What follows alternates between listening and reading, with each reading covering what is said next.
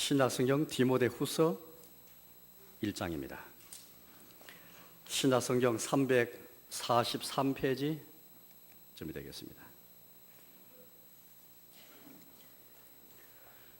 신약성경 343페이지 디모데후서 1장 9절에서 18절까지를 제가 봉독하겠습니다.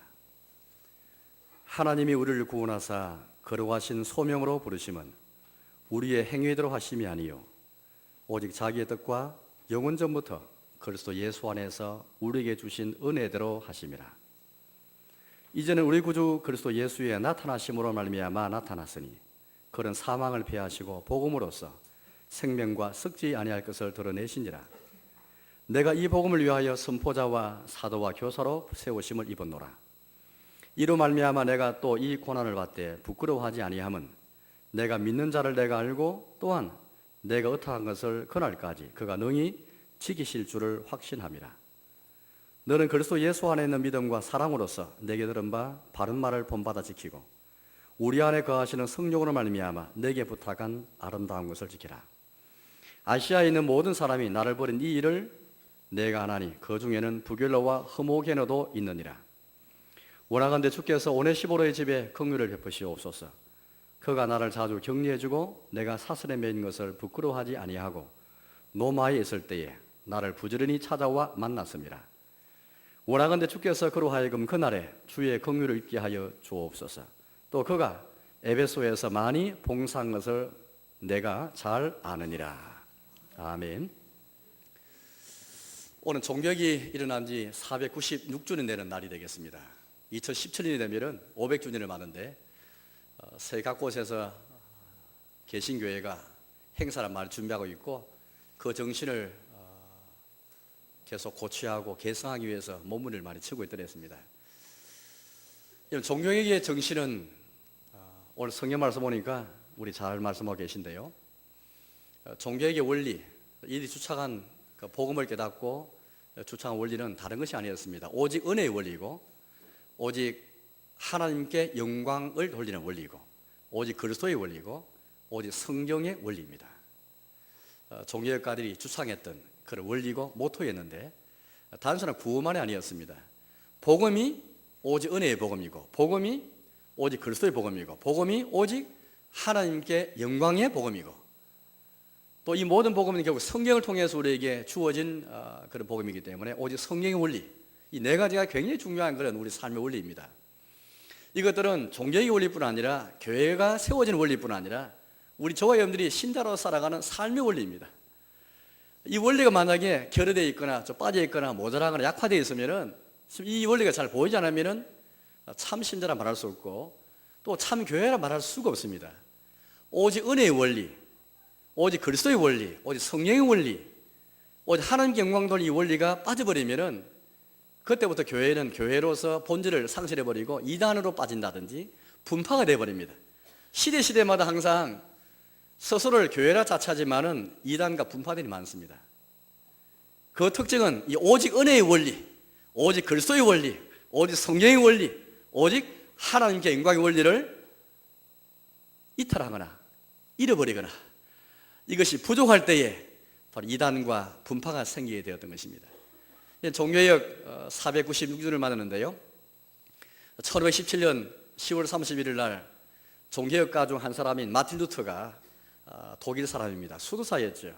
또 그런 독일의 비텐베크라는 한 도시의 신학교의 교수였습니다. 이 사람이 그 당시 1000년 동안 중세교회에 복음이 어두워졌는데 이 사람이 교수님과 성경을 다시 연구했습니다. 그 당시 성경이 우리처럼 이렇게 인쇄술이 발달되지 못하기 때문에 성경 사람의 손으로 쓴 그 필사본밖에 없었습니다.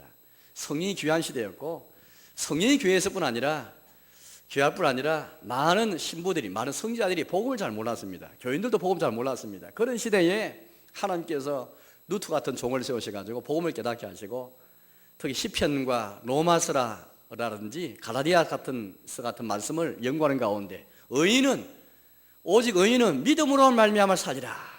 우리 행위로 말미암지 않고 하나님 앞에 어렵게 되는 이 은혜는 오직 예수 그리스도를 믿는 믿음을 통해서 이루어진다. 믿음에서 믿음에 이르게 하느니라. 이 복음을 깨닫게 됩니다. 그 당시 중세교회에는 신부들이나 성지자들의 설교뿐 아니라 강론뿐 아니라 그들 모든 삶에서 교회 생활에서 이 종교의 원리들이 없었습니다. 오직 은혜의 원리, 오직 그리스도의 원리, 성경의 원리, 오직 하나님의 영광의 원리가 사라져버리고 말았지요. 루터가 복음을 깨닫고 보니까 너무너무 현실과 상치되는 겁니다. 그래서 10월 30일 날 바로 그 날은 공휴일이었고 축제일이었습니다. 많은 사람이 시장에 모인 날이었습니다. 그 날에 빈대베르크 교회 앞에 95개 교회에 자기의 사상을 담은 95개 교회의 그런 명제를 적어서 다 써붙였습니다. 한번 토론합시다. 라틴말로 기록하였습니다. 그 말은 일반인들은 읽을 수가 없었다는 말이죠. 루터에는 처음부터 거창하게 교회를 개혁하던 마음이 없었습니다. 그냥 단순하게 그가 깨달은 대로 복음을 제시하였고 이 일을 위해서 함께 토론하면서 연구해보자는 뜻으로 했는데 그만 이것이 독일말로 번역되면서 온 대중에 확산되면서 주님의 섭리였죠. 마침 그때 인쇄술이 발달되었더랬습니다. 바로 독일의 구텐베르크에서 의해서 인쇄술이 발달되면서 급작하게 복음이 확산되면서 온 유럽의 교회들이 먼저 개혁되는 가운데 오늘 개신교회가 이렇게 탄생이 되었고 오늘 저와 여러분들이 종교개혁자의 후예로서 지금까지 있게 된 것입니다. 저 오늘 이 시간에 오늘 성경 말씀을 보면서 다시 한번 이 종교개혁가들의 모토, 이 원리가 단순히 구원만이 아니고 이 복음과 직결되는 그런 원리면서 여전히 우리가 살아가는 교회의 원리이면서 신자의 원리라는 것을 여러분께 설교를 하려고 합니다. 오늘 특별히 13절, 14절 말씀 보니까 우리에게 이렇게 말씀하시는데요. 사도 바울을 통해서 디모데 주신 말씀이지만은 우리에게도 주시는 그런 말씀입니다. 지키라라는 말씀을 우리에게 하고 있습니다. 제가 13절, 14절 읽겠습니다. 너는 그리스도 예수 안에 있는 믿음과 사랑으로서 내게 들은 바 바른 말을 본받아 지키고 우리 안에 거하시는 성령으로 말미암아 내게 부탁한 아름다운 것을 지키라. 지키라는 그런 명령을 주시면서 우리에게 무엇을 지켜야 하는지 한번 제가 여러분께 설교를 하라고 하고 또 어떻게 지켜야 하는지를 여러분께 설교를 하려고 합니다. 내게 들은 바 바른 말을 본받아 지키고 내게 부탁한 아름다운 것을 지키라 라고 말씀했을 때에 그 내용은 실상은 무엇을 가르치는 것일까요? 바울을 통해서 디모데에게 주어진 부탁한 또 나아가서 내게 들은 바 바울을 통해서 디모데가 들었던 바른 말 과연 그것은 무엇을 가르치는 것일까요? 얼마 설교했던 1장 9절과 10절에 있는 복음을 가르치고 있습니다. 이 9절 10절은 앞서 설교한 것처럼 복음을 이렇게 잘 상세하게 묘사한 구절이 별로 없습니다. 우리가 가진 복음, 우리가 믿고 고백하고 붙잡는 그 복음, 이 복음을 이렇게 상세하게 너무 잘 묘사하고 있습니다. 다시 한번 9절과 10절 말씀을 제가 읽어볼게요. 하나님이 우리를 구원하사 거룩하신 소명으로 부르심은 우리의 행위대로 하심이 아니요 오직 자기의 뜻과 영원 전부터 그리스도 예수 안에서 우리에게 주신 은혜대로 하심이라. 이제는 우리 구주 그리스도 예수의 나타나심으로 말미암아 나타났으니 그는 사망을 피하시고 복음으로서 생명과 썩지 아니할 것을 드러내신지라. 하나님께서 우리를 구원하신 이 구원의 책이 바로 성경책이고 이게 복음입니다. 하나님께서 인류에게 주기를 원하시는 기쁜 소식, 복된 소식은 하나님께서 우리를 구원하시는 겁니다. 우리를 부르사 거룩한 소명으로 부르신 거룩한 소명에 관한 복음이요 구원에 관한 복음이요 또 예수님께서 십자가에 죽으시고 부활하시고 말미암아 자기의 복음으로서 생명과 썩지 아니할 것을 드러내신지라. 우리의 생명을 주시고 썩지 않은 것을 드러내신 그 복음입니다. 더 간단하게 요약하자면 하나님께서 우리의 구원을 주시고 우리에게 생명을 주시고 썩지 않은 것을 드러내신 그 내용이 바로 복음의 내용입니다. 이게 인류의 기쁜 소식 아니겠습니까? 우리 인류가 구원받고 생명 얻고 썩지 않은 것을 받는 것, 이것만큼 세상에 가장 복되고 영광스러운 소식이 어디 있습니까? 예수님께서 사망을 피하시는데 사망이 피해짐으로써 더 이상 사람이 죽음 때문에 고통당하는 슬퍼하지 않게 해주셨습니다. 잠깐 죽음은 우리에게 이별을 주고 고통을 남겨주는 사실 맞습니다. 그러나 그 눈물 그 슬픔 영원한 것은 아닙니다. 사망을 피하시고 생명과 썩지 않은 것을 드러내시니라. 하나님께서 우리를 구원하신 그 복음은 구원의 복음은 생명의 복음이요 썩지 않는 진동치 않는 썩지 않는 주님의 나라 천국을 우리에게 복으로 이어받게 해주셨습니다. 우리 천국 백성이요 하나님의 자녀입니다. 우리가 받은 복음이 이 복음이지 않습니까? 그런데 이게 바로 복음인데 이 복음을 지키라. 내게 부탁한 아름다운 것이다. 내게 들은 바 바른 말이다. 그렇게 말씀하십니다. 이 복음을 지켜라. 이 복음은 종교까지의 모토인 것처럼 은혜의 복음이고, 오직 은혜의 복음이면서, 오직 그리스도의 복음이면서, 오직 성령의 복음이면서, 오직 성령에서 비롯된 복음이면서, 오직 하나님께 영광의 복음입니다. 이 네 가지 오늘 이 9절과 10절 말씀에 이 복음의 특성으로 잘 나와 있습니다. 이 오직 은혜의 원리, 오직 그리스도의 원리, 오직 성경의 원리, 오직 하나님께 영광의 원리, 이 원리가 사라져버리면 이단이라고 말씀드렸는데, 이것은 복음의 문제이기 때문인 것이죠. 9절 10절을 잘 보시면은 먼저 오직 은혜라는 은혜를 보겠는데요, 9절 끝에 보니까 그리스도 예수 안에서 우리에게 주신 은혜대로 하심이라. 하나님께서 우리를 구원하신 것은, 이 구원을 받은 것은 은혜대로 우리에게 주어진 것입니다. 예수님 안에 있는 은혜대로 하심이라. 두 번째는 오직 하나님께 영광의 복음인데, 역시 9절에 보니까 그런 말씀이 나왔습니다. 오직 자기의 뜻과 영원 전부터 그리스도 예수 안에서. 오늘 저와 여러분이 구원받은 것은 우리의 뜻으로 말미암지 않았습니다. 우리의 뜻에 의해서 누가 구원받은 것이 아닙니다. 우리의 뜻에 의해서 비록 예배당 나왔고 구원받은 같지만은, 오늘 성경 우리에게 뭐라 말하고 있습니까? 우리의 뜻 이전에 하나님의 뜻이 있었다. 주님의 뜻에 의해서 우리가 예배당에 나왔고 구원받았다. 이 구원을 받고 생명과 석전에서 받았다. 그래서 우리는 우리의 뜻으로 말미암지 않았기 때문에, 오직 주님의 기쁘신 뜻에 의해서 된 것이기 때문에 하나님께만 영광을 돌려야 합니다.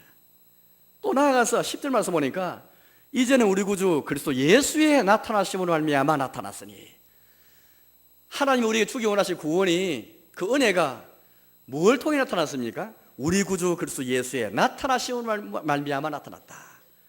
우리 구주 예수님께서 이 땅에 육신으로 나타나셨고 사람 오시지 않습니까? 사람이 보여졌습니다.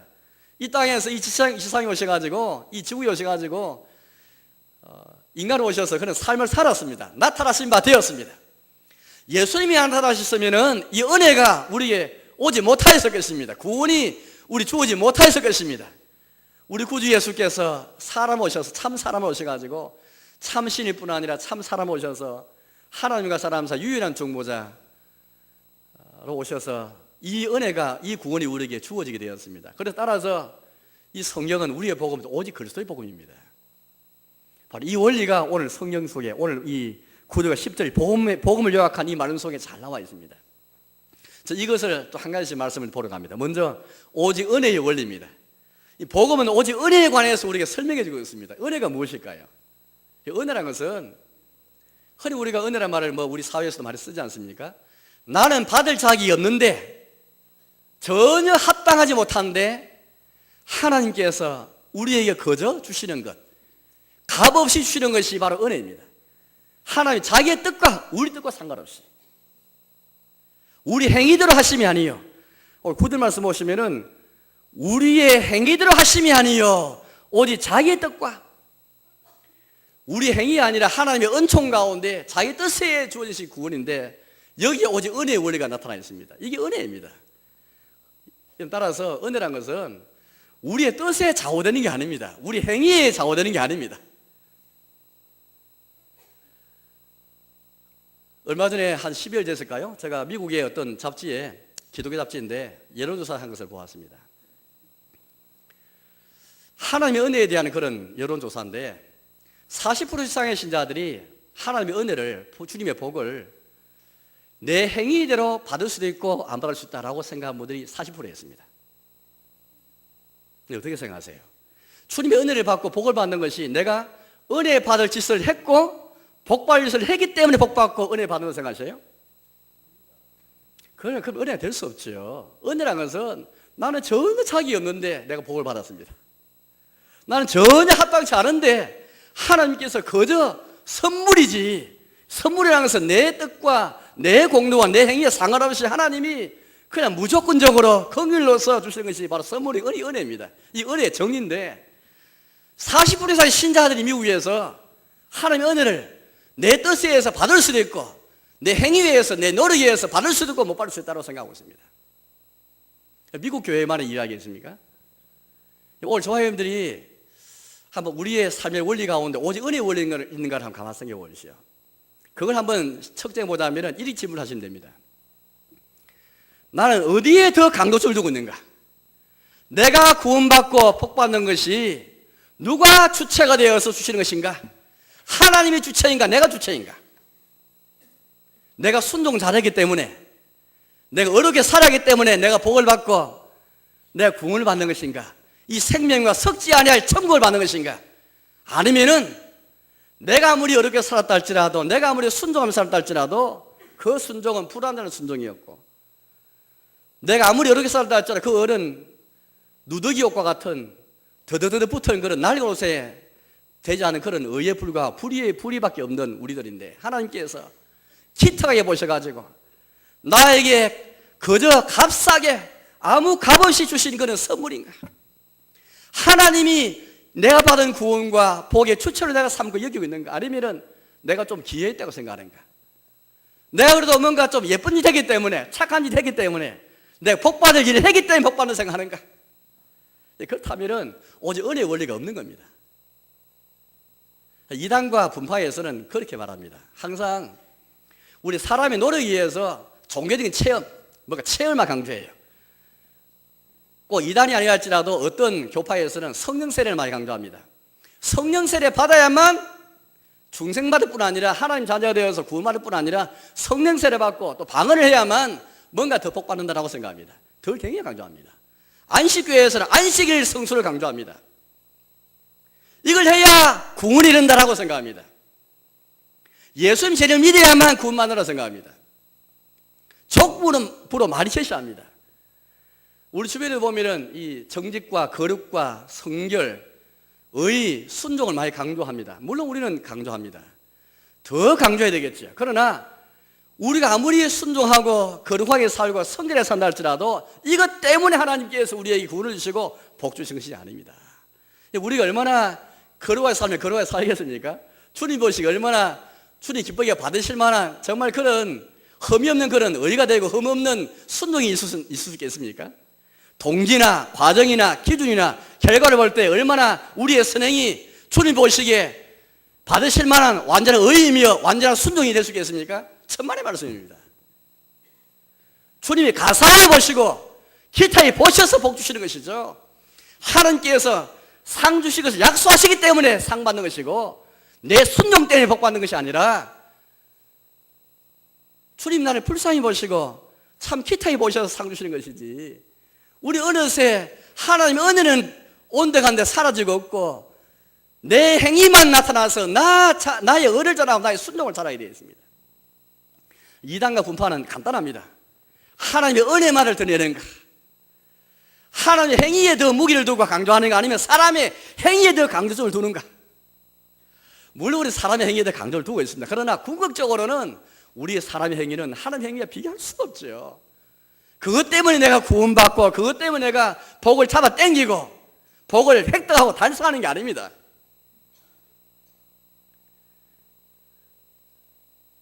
하나님의 약속을 강조하는가, 아니면 사람의 능력을 강조하는가? 하나님이가 사람인가? 간단하게 단순하게 우리가 한번 질문한다면 어디에 대해 무게를 두고 어디에 대해 강조점이 있는가? 이것을 가지고 오직 은혜의 원리에 이 삶의 원리가 내 삶 속에 있는 걸 한번 생각해 보십시오. 이단과 분파는 그런 게 별로 없습니다. 이단 분파는 사람의 행위에 의해서 은혜를 받을 수도 있고 못 받을 수도 있고, 사람이 은혜를 컨트롤하게 되어 있습니다. 사람이 과연 하나님이 주시는 복과 은혜를 컨트롤할 수 있겠습니까?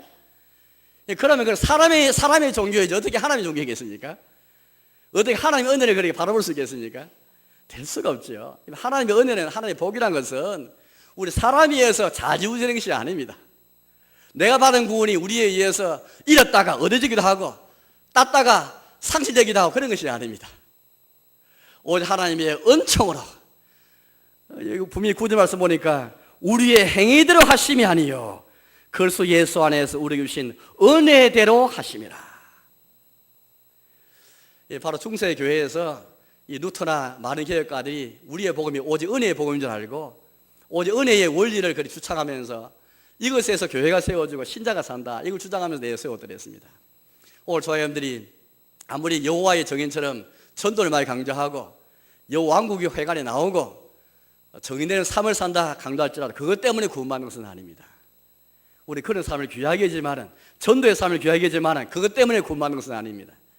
하나님께서 상을 약속하시고 분명히 상 주시는 분이시지만은, 그러나 우리의 행인 때문에 상 받는 것이 아니라 우리의 순종과 우리의 의롭게 된 것 때문에, 그런 선행 때문에 구원받고 복받는 것이 아닙니다. 하나님께서 우리 주시는 그런 은혜이지.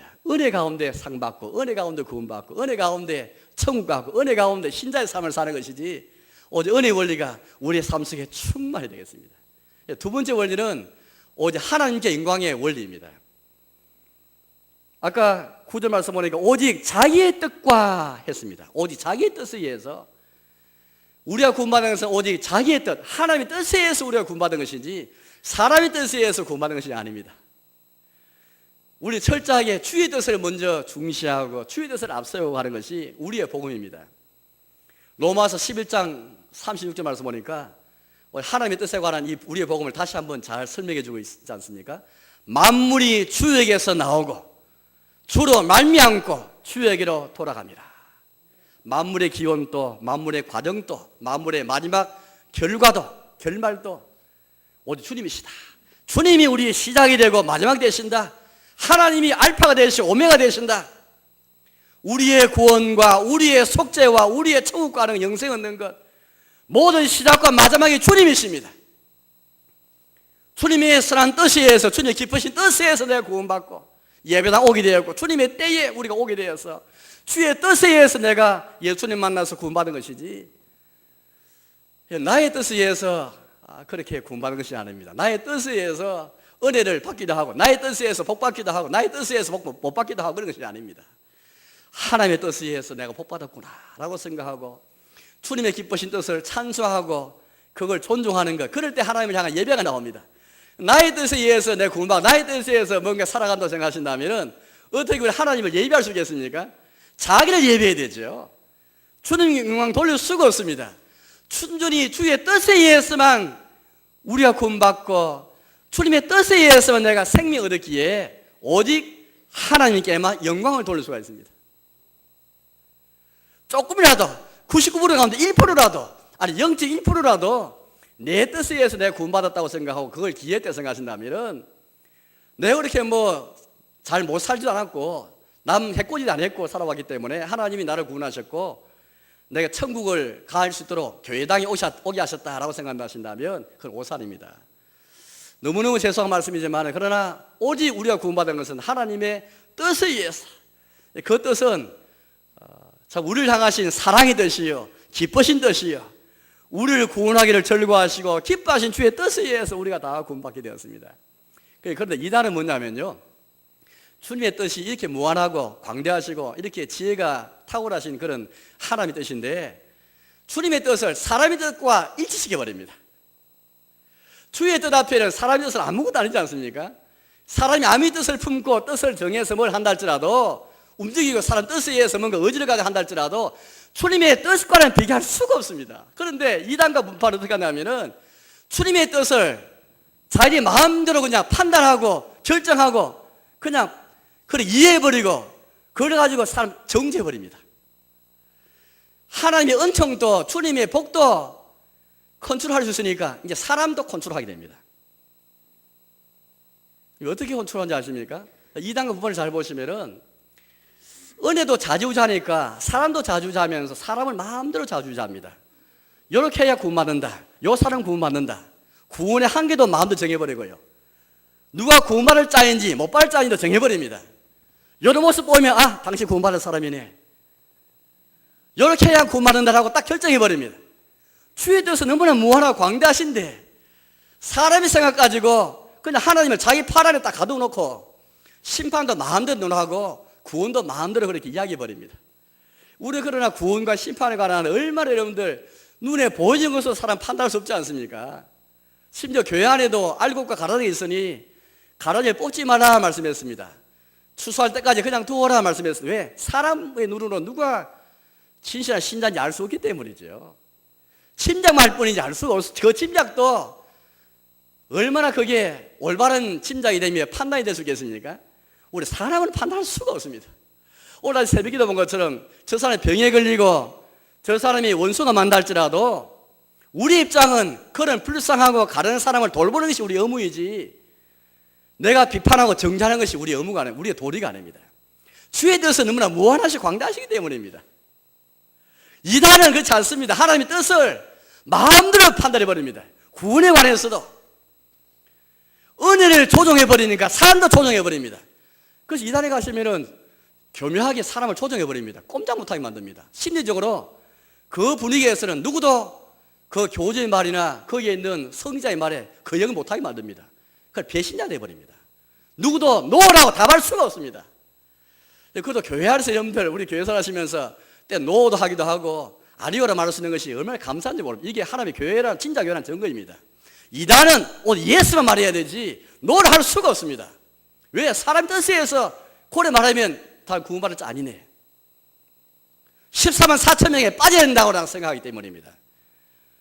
무조건 물질의 복음만을 강조하게 되었습니다. 이단 보여주세요. 얼마나 집 바칩니다. 땅도 바칩니다. 그렇게 하지 않고는 구원받지 못하기 때문이죠. 이단의 경건은 다른 게 아닙니다. 하나님의 은혜를 못 믿기 때문에 불안해가지고 계속 경건하게 살고자 합니다. 그리스도 안에 있는 십자가 은혜를 못 믿기 때문에, 주님의 행위를 못 믿기 때문에 내 행위를 가지고 구원받아 하는 것입니다. 물론 우리 신자의 행위를 중요하죠. 그 행위는 받은 은혜에 감사함으로 나타나는 행위지 우리의 선행과 착한 행위를 통해서 구원받기 위한 행위 아니지 않습니까? 받은 은혜에 감사해서 나오는 열매이지요. 그 발로입니다. 표현일 뿐입니다. 그 이단은 경건하게 사는 것은 구원받기 위한 겁니다. 사람 행위라는 것은 하나님의 오직 은혜를 못 믿으니까 불안해가지고 두려워가지고 물질도 집도 팔고 땅도 팔고 다 그래 버린 겁니다. 자력이 똘똘 뭉칩니다. 결속이 얼마나 강한지 모릅니다. 그럴 수밖에 없지요. 그렇지 않고는 배신자가 될 수밖에 없기 때문입니다. 구원과 심판을 마음대로 잣대로 가지고 판단하면서 자기들 교회 안에 들어와야만, 분판이 있어야만 택자가 되고 구원받았다고 생각합니다. 따라서 자기 분파, 자기 단체 외에 자기 교회 바깥에서 구원이 없다고 생각합니다. 얼마나 하나님의 이 무한하신 구원을, 그 은혜로 섭리를 얼마나 사람의 뜻에 이렇게 좌지우지하면서 판단할 수 있겠습니까? 몰몬교는 본래 지옥을 믿지 않습니다. 영원한 형벌을 믿지 않습니다. 하나님의 사랑이시기 때문에 지옥이 없다고 믿습니다. 영원한 형벌이 없다고 믿는 게 몰몬교입니다. 그런데 몰몬교에 예외가 있습니다. 지옥에 갈 사람이 있다면은 자기 분파에서, 자기 교회에서 이탈한 사람, 배교자만이 갈 수 있다라고 생각했습니다. 그런 모습이 어디에 있습니까? 우리 신앙생활의 삶 가운데서 오직 하나님의 영광, 이 원리가 빠져버리면은 우리는 마치 하나님을 왕자 되신, 은혜의 보호자 되신 하나님을 끌어내리는 것과 똑같습니다. 우리의 신자는 주님 앞에 무릎 꿇고 왕자 되신 그리스도와 하나님 앞에 무릎 꿇고 영광 돌리면서 경배하며 찬송하는 것이 천상의 예배 장면처럼 그렇게 하는 우리만 합당한 것인데, 우리의 삶 속에서 이와 같이 자기 뜻대로 살아가면 자기 뜻에 의해서 사는 것을 판단하고 자기 뜻에 의해서 마음대로 사람을 판단하고 정죄해버리면은, 그 속에 주의 뜻에 대한 여지를 두지 않고 산다면은 하나님의 영광을 가로채는 것입니다. 주의 영광을 탈취하고 훔치는 것과 똑같습니다. 어제 아래 11.6을 맞아서 이전에 박정희 대통령 추모 예배라는 것이 어떤 한 교회에서 이루어졌습니다. 공지로 박 대통령이 불교 신자였지만은 어릴 때 교회 좀 다녀가지고 추모 예배를 그렇게 들었다고 했습니다. 저는 그 기사 보면서 이렇게 교회가 타락할 수 있는가, 아주 깊은 그 탄식이 그렇게 나오게 되었습니다. 설교 내내 할 것은 박 대통령을 찬양하는 것 이석이었지, 예배 가운 예배라고 해서 하나님께 영광을 돌리고 주를 찬양 감사해야 되는데, 어떻게 아무리 그분이 우리에게 업적을 많이 남겼다 할지라도 어떻게 그걸 예배 시간에, 설교 시간에 그걸 나타낼 수 있겠습니까? 우리는 강단에 십자가조차 없지만, 그러나 십자가를 떼버리고 박 대통령이 영장을 가르는 그 예배당에 어떻게 주님 임재하시겠습니까? 주의 영광을 가르치는 것이죠. 이렇게 해서 기독교가 개독교가 되는 것입니다. 목사가 먹사가 되는 것이고 교인이 바보가 되어버리는 것입니다. 그런 목사가 설교하고 그런 목사 밑에서 교인이 아멘하는 것이 어디에 타락하지 않을 수도 있겠습니까? 오늘이 종교의 기념주일인데 불과 며칠 앞두고 하나님의 교회에서 사람을 찬양하는, 그것도 예수의 이름으로, 예배의 이름으로 어떻게 타락하는 모습을 볼 수 있겠습니까? 사람을 어떻게 영광을 돌리는 그런 예배를 우리가 어떻게 허용할 수 있겠습니까? 비단 그 교회만 어떻게 타락할 수 있겠습니까? 우리의 삶 속에서 만약에 하나님께 영광 돌리는 삶이 원리가 없으면 우리 역시 마찬가지입니다. 주께 돌려야 할 영광을 내가 가로채는 것이고 훔치는 것입니다. 자기의 뜻에 의해서 구원받았는데 마치 우리의 뜻에 의해서 구원받은 것처럼 우리의 뜻에 의해서 사람을 조정하고 우리의 뜻에 의해서 사람을 판단해버리는 것, 우리의 뜻에 의해서 저 사람이 구원받았다, 하나님의 구원과 심판조차도 우리 뜻에 의해서 다 결정한다면 그게 사람의 뜻이 나타나는 것이 어떻게 하나님의 뜻이 그 속에 나타날 수 있겠습니까? 종교의 원리는 첫째는 오직 은혜의 원리이고 두 번째는 오직 하나님의 영광의 원리입니다. 주의 뜻을 나타내야만 주께 영광 돌릴 수가 있습니다. 세 번째는 오직 그리스도의 원리입니다. 하나님이 우리를 구원하신 이 구원은 주 예수께서 나타나심으로 말미암아 우리에게 나타나게 되었습니다. 주어지게 되었습니다. 모든 인류에게 주어지게 되었습니다. 만약 예수님이 육신으로 오시지 않았더라면 하나님께서 우리를 향하신 그 구원, 그 생명, 썩지 않을 천국, 이 모든 것들이 우리에게 복으로 주어질 수가 없지요. 구주 예수님이 나타나심으로 말미암아 은혜가 나타났고 구원이 나타나게 되었습니다. 따라서 우리는 나타나신 예수님 먼저 만나야만 주님의 구원을 할 수 있고, 시작은 아버지 하나님 아니고 성령님이 아닙니다. 나타나신 바 된 예수님을 통해서 아버지께 나아가고 성령께 나아가게 되었습니다. 이게 오직 그리스도의 원리입니다. 그래서 우리 목사들이 축도할 때도 주 예수 그리스도의 은혜와 하나님의 사랑과 성령의 교통하심이, 하나님의 순서는 아버지고 아들과 성령님이십니다. 구원의 순서도 아버지와 아들과 성령이시지만 우리에게 순서는 예수님입니다. 나타난 예수님 먼저 만나고 그 예수님을 통해서 아버지의 뜻이 나타났고 그 예수님이 성령물이시기 때문에 예수님을 믿지 않고 예수님 만나지 않고 그리스도의 사역과 그리스도를 체험하지 않고는 결코 아버지를 알 수 없습니다. 왜냐하면 아버지 하나님은 예수님이 아버지시지 다른 신이 아니기 때문입니다. 예수님만의 아버지 하나님이 계시되었지 예수님만의 구원이 나타나기 때문에 예수를 떠나서는 구원이 없습니다. 우리 나타나신 것은 예수님이지 다른 신이 아닙니다. 예수를 통해서 성령이 나가고 우리 성령님을 강조하지만 성령님을 통해서 우리는 그가 내가 너에게 일러준 말을 기억나게 하시리라, 생각나게 하시리라. 성령님 하신 일은 다시 예수님이 우리에게 주신 그 말씀들, 그 말씀을 기억나게 하고 생각나게 하는 것입니다. 성령님은 다시 우리를 예수님께 나아가게 만듭니다. 우리 철저하 예수님 중심으로의 삶을 살아야 돼. 이게 오직 그리스도입니다. 오직 그리스도의 원리가 있는가? 이게 오늘 10절에서 이제는 우리 구주 그리스도 예수의 나타나심으로 말미암아 나타났으니. 오늘 우리 주변에 예수님이 빠져버리고 하나님 아버지만 강조한 분들이 계십니다. 예수님이 없이 성령님만 강조합니다. 어떤 교파에서는 성령 세례 강조하면서 강조점이 예수님이 있지 않고 성령님에게 있습니다. 이게 심각한 그런 사상입니다. 심각한 그런 모습입니다. 조금만 잘못하면 이단에 빠질 가능성이 많습니다. 여호와의 정의는 그리스도의 왕국을 강조하지만은 예수 십자가가 없습니다. 오직 그리스도를 강조하더라도 십자가 예수님을 함께 강조하고 있는가? 이게 중요한데 오직 십자가 예수님이 없습니다. 오직 그리스도라는 말은 그 그리스도 앞에서 우리 각자 어떤 자인가를 잘 생각하셔야 됩니다. 오직 그리스도 앞에 나는 어떤 자인가? 오직 그리스도의 원리가 정말로 그 원리로 세워지려면은 오직 그리스도 앞에 선, 특별히 십자가 앞에 선 내 자신이 어떤 자인가를 깨달아야만 진정으로 그 원리를 우리가 이렇게 세우는 자가 될 수 있습니다. 주님의 십자가 앞에 사람의 지혜는 무력해 있지 않습니까? 십자가 앞에서 사람의 능력은 정말 무력한 것이었습니다. 그래서 우리는 십자가가 사람에게 미련해 보이고 무력하게 보이지만은 하나님의 지혜가 드러났고 하나님의 능력이 나타나는 것을 믿지 않습니까? 십자가가 사람에게는 거칠은 돌이 되지만은 구원이 되는 주의 능력이 십자가에 있는 것을 믿지 않습니까? 십자가 앞에서는 우리는 다 죄인입니다. 아무리 사람의 자랑할 게 많아도 사람의 지혜가 뛰어나고 경험이 뛰어나도 십자가 앞에서는 다 내려가야 됩니다. 십자가 앞에 자랑할 것은 아무도 없습니다. 근데 오직 그리스도를 생각하시면서 오직 십자가에 달리신 예수님 생각하시면서 얼마나 우리가 십자가 앞에서 내 자신이 이렇게 죄인인 것을 고백하면서 나아가고 있습니까? 오늘 많은 사람들이 예수 십자가 때문에 용서받고 어렵게 됐다 해가지고 죄인인 것을 잊어버리는 경우가 참 많습니다. 우리가 예수 그리스도의 피로 어렵게 되었지만 그건 하나님이 어려운 재판에서 예수님이 자가이들 예수님의 피로 말미암아 우리를 어렵게 봐주시는 것이지 법정에서 어렵다고 의인이라 선언하는 것이지 마치 내가 의인이 된 것처럼 죄인 것을 잊어버리고 살아가서는 안 됩니다. 마틴 루터가 이런 말을 한 적이 있어요. 신자는 거지다.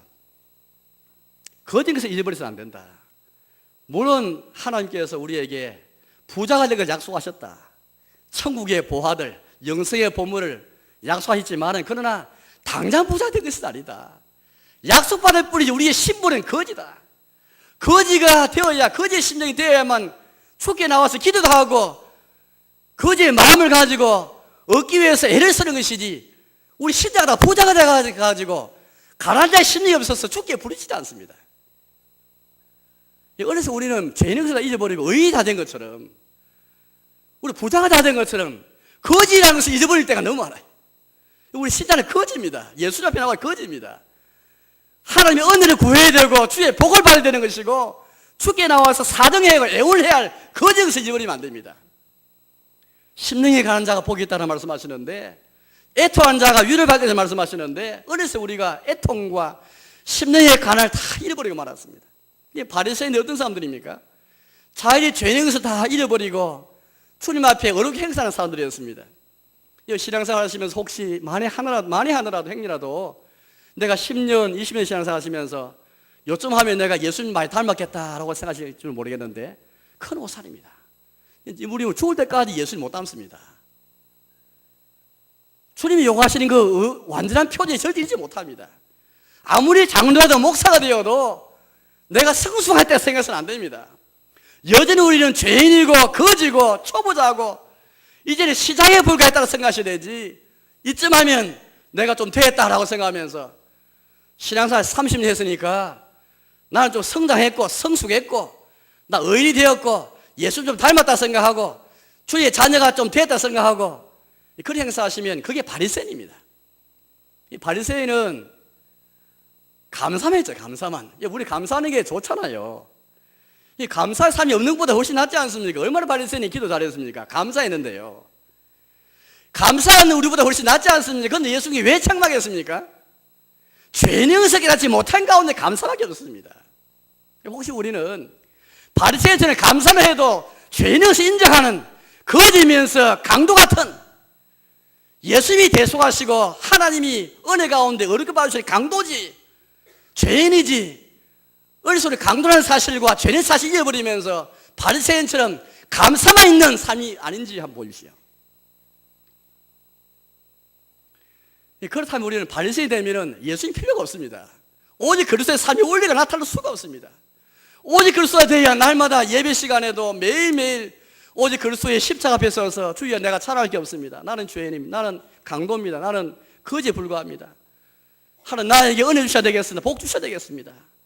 그래야 무릎 꿇고 기도하지요.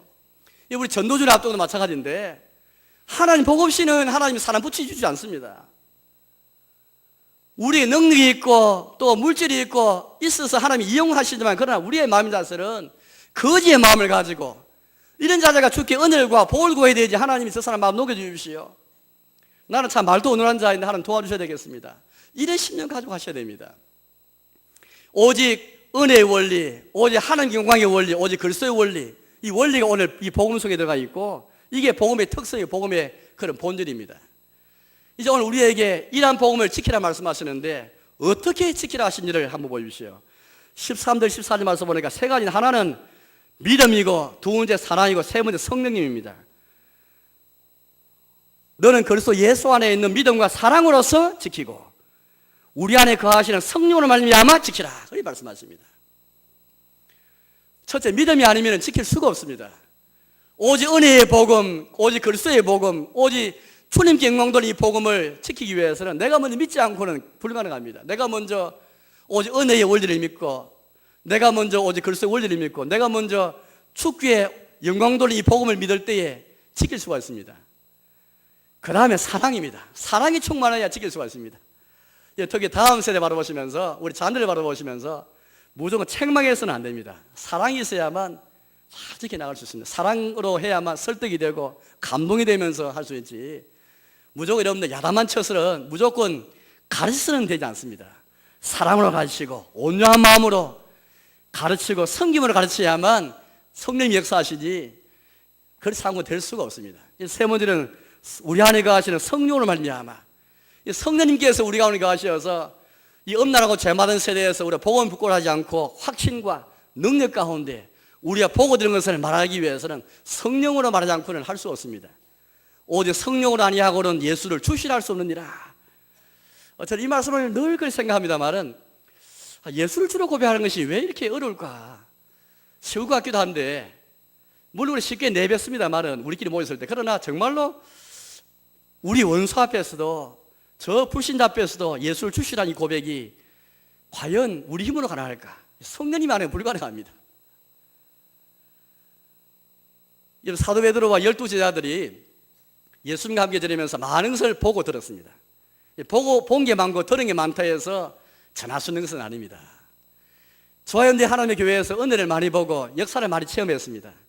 많은 진리 말씀 들었습니다. 그 많이 보고 들었다 해서 전도할 수 있는 것은 아닙니다. 지키는 것은 아닙니다.